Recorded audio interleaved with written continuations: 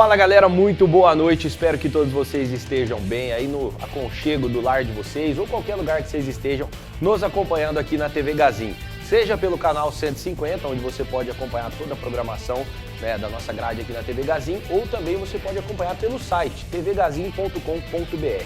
Eu sou o Felipe Frida e mais uma vez vou trazer para vocês um giro no mundo dos esportes aqui com algumas informações e tudo mais, algumas curiosidades também no nosso programa semanal que é o Gazin Sport Show. Aqui a gente traz para vocês a informação, sempre esse compromisso da informação, mas tentando trazer de uma forma leve, com que fique mais fácil de todo mundo entender e captar essas mensagens que a gente tenta passar para vocês. Beleza? Siga a TV Gazin também nas redes sociais, no Instagram, @TV Gazin, no Facebook, TV Gazin e no YouTube é Gazin TV, porque a TV Gazin é assim, de A a Z conectada com você. Meus amigos, então é o seguinte, vamos lá nessa terça-feira, essa noite maravilhosa, vamos começar falando do futebol, esporte maravilhoso que todo mundo gosta e temos algumas notícias aqui para vocês, vamos lá. Olha só, a Copa América está acontecendo, acredito que vocês estejam acompanhando, e aconteceu um fato inédito nessa edição em 2024, essa competição que está acontecendo lá nos Estados Unidos. Pela primeira vez num torneio, num campeonato de seleções, todos os times que terminaram na liderança dos seus grupos são da mesma, têm os técnicos da mesma nacionalidade. Nos grupos da Copa América, os grupos são divididos de A até o grupo D, são 4 grupos. E olha só, essa informação aqui para vocês. O grupo A, a seleção argentina terminou em primeiro lugar, o técnico é argentino Lionel Scaloni, está por lá desde 2018, fazendo um belo trabalho, inclusive, já ganhou a Copa América, ganhou inclusive a última Copa do Mundo, o Lionel Scaloni, que foi jogador da seleção argentina, inclusive. O grupo B, quem terminou na liderança foi a Venezuela, que tem o técnico Fernando Batista, está treinando a seleção Vinotinto desde 2023. No grupo C, quem terminou em primeiro foi o Uruguai, são comandados pelo Marcelo Bielsa, técnico experiente. Inclusive, o Marcelo Bielsa é um cara que o estilo de jogo dele serviu como inspiração para muitos outros treinadores, um estilo de jogo de cadenciar a bola e tudo mais. Ele também é argentino e está fazendo uma reformulação na seleção celeste desde 2023.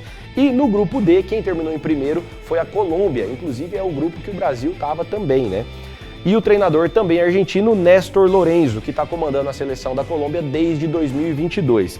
Tem um outro fato que é importante trazer para vocês, é o seguinte, a Copa América são 16 seleções participando, certo? Das 16, 7, ou seja, praticamente metade dos treinadores são argentinos. Além desses nomes já citados, nós temos também nomes como Ricardo Gareca no Chile, Daniel Garneiro no Paraguai, Gustavo Alfaro na Costa Rica, ou seja, praticamente metade os argentinos estão comandando ali. Além desses técnicos argentinos, nós temos também 2 técnicos brasileiros nas outras seleções. Na seleção brasileira é o Dorival Júnior e na Bolívia é o Antônio Carlos Zago, são 2 brasileiros. Temos 2 treinadores espanhóis, um uruguaio, um mexicano e um islandês. Ainda sobre Copa América, como falei para vocês, a competição está acontecendo nos Estados Unidos. O país que, por sua vez, também vai sediar, vai ser um dos países sede da próxima Copa do Mundo, em 2026. A competição vai ser nos Estados Unidos, Canadá e México. E olha só, o desempenho deles na Copa América não foi lá essas coisas não. Das 3 seleções que vão sediar esse próximo Mundial, só o Canadá passou da fase de grupos. México e Estados Unidos nem passaram ali para a fase eliminatória. Pode ser que a gente tenha alguma mudança no comando dessas seleções, talvez eles vão reformular alguma coisa porque eles vão sediar o Mundial e eles vão querer fazer bonito, E vou trazer para vocês uma curiosidade aqui que é o seguinte, o Brasil estreou na Copa América contra a Costa Rica, certo? Provavelmente você acompanhou o jogo e tudo mais, deve ter dado aquela cornetada ali porque empatou, você queria a vitória, eu também queria. E o Brasil jogou no SoFi Stadium. Vou trazer para vocês isso aqui o seguinte, estádio localizado na região metropolitana de Los Angeles, foi inaugurado em 2020 e ele é considerado o estádio mais caro do mundo. Se liga só, olha os números. Ele custou aproximadamente 6 bilhões de dólares, aproximadamente 32,36 bilhões de reais. É muito dinheiro, velho. O que você faria com tanta grana assim? Você construiria um estádio também ou você faria alguma outra coisa? Essa capacidade desse estádio, ele pode variar de 70.240 torcedores, podendo chegar até mais de 100 mil, com algumas arquibancadas móveis que eles podem colocar ali, dependendo do espetáculo e tudo mais, dependendo do que eles querem no momento. Porém, esse alto custo ele tem algumas possíveis explicações. Olha só, na construção do SoFi Stadium foi revitalizada toda a área que ficou conhecida como Hollywood Park. Isso deve ter custado aí já uma grana muito boa. Além da arena esportiva, há também salas de cinema, cassino, lojas, academias, hotéis de luxo, YouTube Theater, com capacidade para 6 mil pessoas, entre outras atrações. Então é bastante coisa, é um negócio realmente de primeiro mundo. Não sei se essa moda vai pegar, se a maioria dos estádios vão ser assim agora, mas esse realmente é luxo, pô, lá em cima, hein? Realmente é coisa de primeiro mundo. Um outro detalhe é o campo, né? Porque tem dois times da NFL que também tem esse estádio como casa. E o campo da NFL ele foi feito abaixo do solo, pensando em proteger a construção de possíveis terremotos, que lá na região não é uma coisa tão incomum de acontecer. O estádio ainda conta também com um telão gigante de 360 graus, com imagens de altíssima qualidade, ou seja, é uma experiência. A pessoa que está na arquibancada, em qualquer lugar da arquibancada, ele vai ter uma experiência espetacular em acompanhar um evento nesse estádio, o SoFi Stadium. Esse estádio ele receberá jogos da Copa do Mundo, que vai acontecer em 2026, receberá também o Super Bowl em 2027, isso já está certo, tá? Além disso, as cerimônias de abertura e encerramento dos Jogos Olímpicos de Los Angeles de 2028. Então tem bastante coisa para acontecer nesse estádio de primeiro mundo nos próximos anos. Ainda falando sobre futebol, mas saindo lá dos Estados Unidos, da Copa América, trazendo aqui para o nosso país, né, para o futebol brasileiro, algumas curiosidades para vocês. Não sei o time que você que está nos acompanhando aqui na TV Gazin torce, mas eu tenho certeza que quando o seu time está jogando, se ganha um clássico, você fica mais feliz, né? Pra zoar o amigo, fazer aquela brincadeira e tudo mais. E vou trazer para vocês alguns dos principais clássicos do nosso país. O primeiro que eu vou trazer aqui é o Flamengo Fluminense, conhecido como Fla-Flu, né? Um clássico já centenário, né? Muitas pessoas acompanham os times que dividem o mando do Maracanã, sempre jogos com grandes públicos. O outro clássico vem de São Paulo, que esse é um dos mais ali ferrenhos realmente, que é o Palmeiras e Corinthians. É conhecido como Derby Paulista. Por que Derby Paulista? Você sabe o porquê disso aí? Olha só, esse duelo também é centenário, tá? E o apelido ele surgiu na primeira metade do século passado, fazendo referência a Derby de Epsom, que era a corrida de cavalo mais importante do mundo. E Corinthians e Palmeiras naquele momento eram duas das principais potências do futebol no país. Eles pegaram essa referência e trouxeram ali para o Derby Paulista, fazendo essa analogia à corrida de cavalos. Outro clássico que tem uma disputa enorme, né? Inclusive os torcedores de um time geralmente não usam as cores da outra equipe, é o Grenal, lá no Rio Grande do Sul, clássico entre Grêmio e Internacional. Esse realmente é bem forte, né? Tem torcedor gremista, por exemplo, que no Natal o Papai Noel dos caras vai de azul. Pô, nunca vi uma coisa dessa. E tem torcedor colorado que não usa azul de forma nenhuma, nem na calça, nem nada. Os caras se recusam a usar as cores do outro time.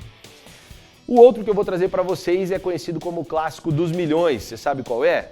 Vasco e Flamengo. E por que Clássico dos Milhões? Porque são as duas maiores torcidas do estado. Então, realmente inflama muita gente ali, tem bastante torcedor envolvido, por isso esse apelido. Vamos para o Nordeste agora, existe o Bavi, clássico entre Bahia e Vitória. Bahia e Vitória também conhecido como o Clássico dos Gols. Nesses jogos, geralmente, a média de gols é de mais de 2,5 gols por partida. Então não é aquele clássico, historicamente falando, amarrado, aquele jogo mais chato e truncado de se assistir. É óbvio, né, que sai faísca, ninguém quer perder, mas pelo menos sai bastante gol, que é a alegria para quem gosta de ver futebol. O outro, nós vamos saindo da região Nordeste, vamos vir aqui para a região Sul, no Paraná, existe o Atletiba. O Atletiba ele é um dos clássicos no Brasil que ele tem algumas controvérsias aí com relação aos números. O Atlético considera alguns jogos, o Curitiba não considera alguns amistosos, então os números não são bem exatos aí, mas é um duelo bem equilibrado, o duelo da capital paranaense. Saindo do sul do país, indo para o norte do país, existe o clássico Repá, que é entre Remo e Paysandu. Esse clássico, meus amigos, ele é conhecido como Clássico Rei da Amazônia. Por quê? São as duas principais equipes do norte do país. Esse clássico, ele é considerado até, essa rivalidade, ela é considerada como uma das maiores do mundo pelos próprios torcedores. São torcedores muito apaixonados, sempre que tem esse clássico, a torcida inflama, lota o estádio e tudo mais, é uma festa maravilhosa de se ver, inclusive. Eu nunca tive a oportunidade, mas quero em algum momento assistir um jogo entre Remo e Paysandu, tenho certeza que é uma experiência maravilhosa. Saindo do norte do país, vamos lá para Minas Gerais, existe o Super Clássico Mineiro, que é entre Cruzeiro e Atlético Mineiro. Esse, assim como nós falamos no clássico da capital paranaense, né, que é o Atletiba, é um clássico que também existem algumas controvérsias nos números. O Cruzeiro considera algumas partidas que o Atlético não considera, o Atlético também e vice-versa. Então tem aí alguma coisa que um fala que tem mais vitórias, o outro fala que tem mais vitórias, mas também tem um equilíbrio bem constante aí.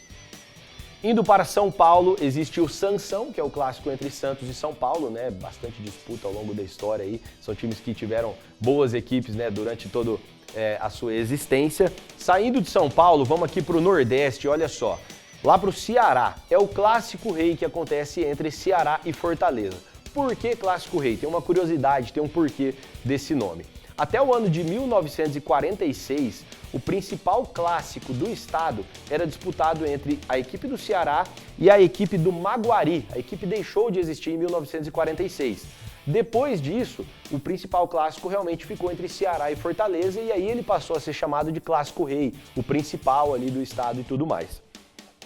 E aí eu quero saber até a opinião de vocês podem debater qual você acha que é o maior clássico do futebol brasileiro. Eu tenho alguns possíveis palpites aqui, mas gostaria que vocês debatessem entre vocês aí também. Saindo um pouquinho, né, do futebol de campo, que é a modalidade mais conhecida do futebol, mas falando de uma outra modalidade que vem crescendo cada vez mais, que é o Fut7. Futebol Society, para quem não conhece, aquela grama sintética e tudo mais, né? Fut7 geralmente ele é jogado com 6 jogadores na linha e um jogador no gol, por isso o nome dessa modalidade. Vem crescendo a cada dia, né, o Fut7. É um tipo de modalidade que facilita, principalmente para o futebol amador, futebol, entre aspas, de várzea, né, formar os seus times e participarem de competições, porque são menos pessoas envolvidas. E tem várias arenas espalhadas aí no Brasil todo, né, várias regiões do Brasil. Os campos society vêm tomando seu espaço e vêm tendo equipes disputando grandes competições. Um exemplo de que a competição está crescendo e está tomando cada vez mais forma, essa modalidade do Fut7, é que entre o final de maio e o começo de junho aconteceu lá no México a Kings League. Você deve ter ouvido falar em algum momento o que é essa Kings League, nós vamos trazer um pouquinho para vocês. É uma competição de Fut7 organizado pelo ex-zagueiro da seleção espanhola, o Gerard Piqué, e também o streamer espanhol Ibai Llanos. 32 equipes de vários lugares do planeta participaram dessa competição. Elas estavam divididas mais ou menos da seguinte forma. Foram 10 equipes das Américas, 12 convidados de países de forma aleatória e 10 representantes da Espanha. Por que 10 da Espanha? Porque esse tipo de competição, o próprio zagueiro Gerard Piqué, ele é espanhol, esse tipo de competição lá na Espanha ela já era bem forte. Então vieram 10 equipes da Espanha para disputar esse torneio que aconteceu no México. Dessas equipes que estavam disputando, inclusive, né, essas da América que a gente falou, tinham 2 equipes brasileiras, que era a G3X e também a Fúria. Inclusive, as 2 equipes eram dadas como 2 das favoritas para serem campeões da competição. Elas acabaram se enfrentando nas quartas de finais.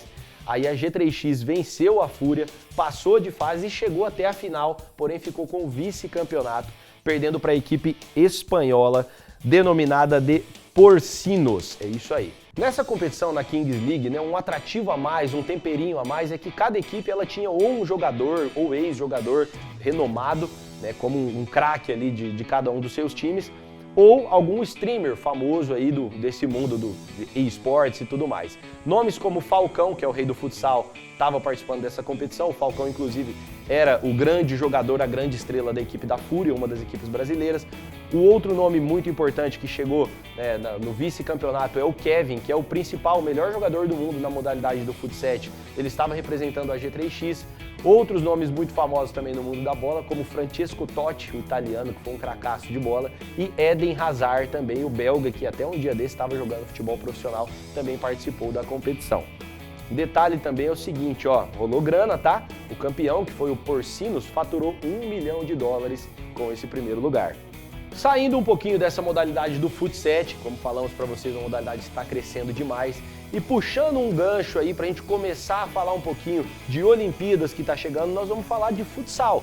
é uma modalidade relacionada ao futebol também, mas o futsal ele não é um esporte olímpico ainda. Inclusive fica aqui, né, a minha sincera e singela opinião, eu acho que já passou da hora do futsal se tornar um esporte olímpico, ainda mais porque como um bom brasileiro, né, a gente sabe que o futsal brasileiro é muito forte, a gente tem o rei da modalidade que é o Falcão, falamos dele agora há pouco aqui para vocês, e tem vários brasileiros, inclusive, para quem não sabe, que estão naturalizados defendendo outras seleções ao redor do mundo e são destaques aí por onde jogam. Seleções na Ásia, na Europa, enfim. Sempre tem brasileiro bom de bola aí no futsal. Fica aqui esse nosso desabafo, né, para o Comitê Olímpico Internacional para fazer com que o futsal se torne um esporte olímpico, né? Acho que passou da hora. Atualmente aqui no nosso país está acontecendo a Liga Nacional de Futsal, é a principal competição da modalidade no nosso país. Essa competição ela está mais ou menos aí na metade, faltam aproximadamente 10 rodadas para terminar e nesse momento quem está liderando a competição é o Magnus, é uma equipe fortíssima que tem inclusive o Rodrigo Capita, capitão da seleção brasileira, cara renomado aí nas redes sociais, defende o Magnus, seguido por Jaraguá e Carlos Barbosa, as três equipes dividem a mesma pontuação na liderança da competição. A Liga Nacional de Futsal, para quem não sabe, ela funciona da seguinte forma. Ela vão tendo todos os jogos ali disputando, são 24 equipes participando e ela vai afunilando, vai chegando ali para oitavas de final, quarta, semi, até ter o grande campeão. Inclusive a final já tem data marcada, se você quiser pode marcar aí na sua agenda, com toda certeza vai ser um jogaço. Futsal sempre são jogos gostosos de assistir, rápidos. A final vai ser disputada dia 8 de dezembro de 2024. Saindo agora do futsal, nós vamos falar, meus amigos, de esportes. Você joga algum jogo aí, você é um cara gamer, você é uma mulher gamer, você participa desse cenário dos esportes? Essa modalidade, né, esse cenário está tomando cada vez mais força, está crescendo cada vez mais. E olha só isso aqui. O Comitê Olímpico Internacional ele se reuniu recentemente e propôs a criação dos Jogos Olímpicos de esportes. A gente está nesse clima falando de Olimpíada e tudo mais, e eles estão querendo fazer esses Jogos Olímpicos específicos para os esportes, porque eles entendem que precisa ter uma regulamentação totalmente nova e totalmente adaptada, diferente dos Jogos Olímpicos que já acontecem e tudo mais, né? Inclusive já estão até discutindo e debatendo um possível país sede para isso aí acontecer. Em 2023, inclusive, aconteceu a primeira edição da Semana de Esportes Olímpico. Aconteceu em Singapura, 2023, como falamos para vocês, e a maior campeã foi a França, que teve 4 medalhas. Nessa pegada ainda do esportes, no nosso país foi inaugurado no começo do ano, em janeiro mais ou menos, olha isso aqui, não sei se você sabia dessa novidade, hein? É a primeira arena gamer pública do país, foi inaugurada no Rio de Janeiro. E recentemente, agora, nos últimos dias, foi inaugurada a primeira arena gamer pública na região norte do país. Foi lá em Belém do Pará, nas dependências do estádio Mangueirão. Esse espaço de esportes lá em Belém, ele tem a capacidade para receber até 18 competidores e 30 espectadores. Não é lá uma coisa com grande torcida e tudo mais, cada um vai ficar ali no seu cantinho no computador, jogando, enfim, aquela coisa toda. Esse local ele tem como proposta fomentar o esportes, né? Trazendo jovens e adultos para entender como funcionam as modalidades, entender como funcionam as competições, participar de campeonatos e tudo isso de forma totalmente gratuita, com o intuito de pulverizar isso aí e tornar cada vez mais comum. E eu acredito que em breve teremos a primeira Olimpíada dos esportes. Vamos aguardar, a gente vai trazendo as notícias para vocês. Girando então, dando sequência aqui no nosso Gazinho Sport Show de hoje, vamos falar agora de voleibol. Roda a vinheta.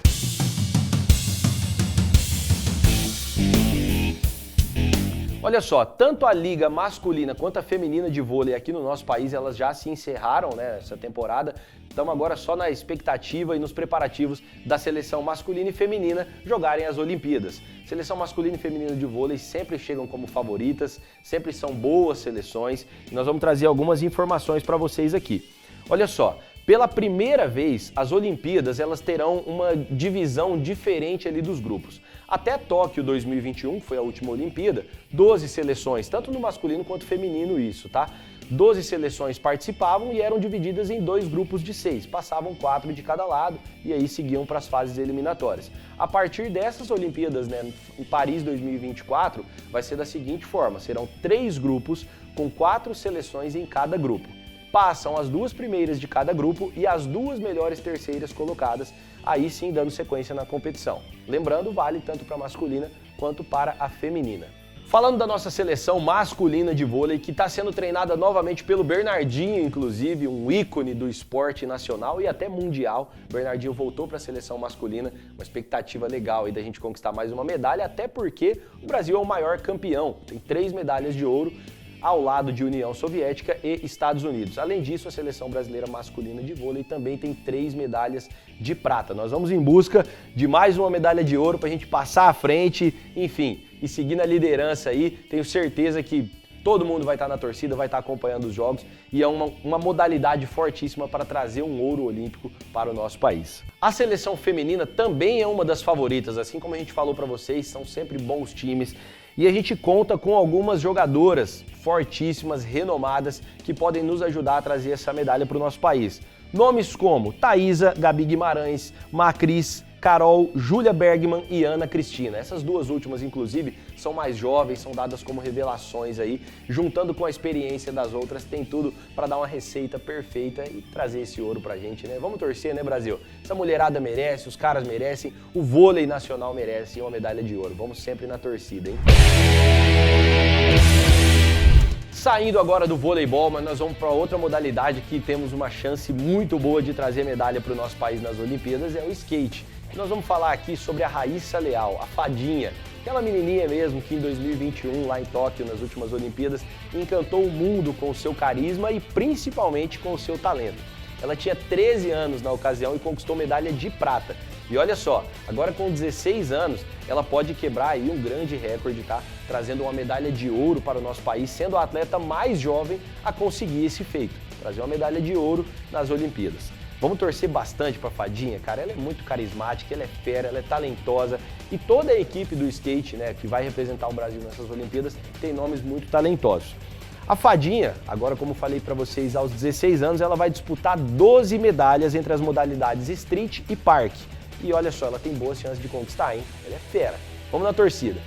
Galera, por hoje era isso que eu tinha para trazer para vocês nesse giro de esportes. Olha só, lembrando que na próxima terça-feira, às 21 horas, a gente se encontra aqui no canal 150 ou também no site tvgazin.com.br. Para isso, para você não perder nada da nossa programação aqui na TV Gazin, como eu falei para vocês, acompanhe nas redes sociais, o Instagram, @tvgazin, Facebook, TV Gazin e no YouTube é o Gazin TV. Beleza? Olha só, na próxima semana a gente vai trazer mais alguns assuntos para vocês relacionados às Olimpíadas, né? Estamos aquecidos nesse clima, chegando às Olimpíadas. Vamos falar um pouquinho sobre basquete, uma modalidade que não trouxemos hoje. Vamos falar sobre atletismo, vamos falar sobre a ginástica, aquela coisa toda. A gente tem bons nomes sobre canoagem, nós temos grandes nomes aqui no Brasil que podem trazer medalhas, que a gente está apostando alto, que eles vão trazer bastante alegria pra gente. E vou trazer para vocês nas próximas semanas esses assuntos, esses atletas que podem brilhar em Paris 2024. Inclusive, finalzinho aqui para ficar a deixa, se você quiser acompanhar a minha página pessoal também, @felipe.ofrida lá no Instagram, aceito sugestões que vocês quiserem ver aqui no nosso Gazin Sport Show, pode mandar lá que eu vou caprichar e vou trazer aqui para vocês com o maior prazer. TV Gazin, de A a Z, conectada com você. Uma boa noite a todos, boa semana, beijão no coração de cada um de vocês, tamo junto, até a próxima, hein?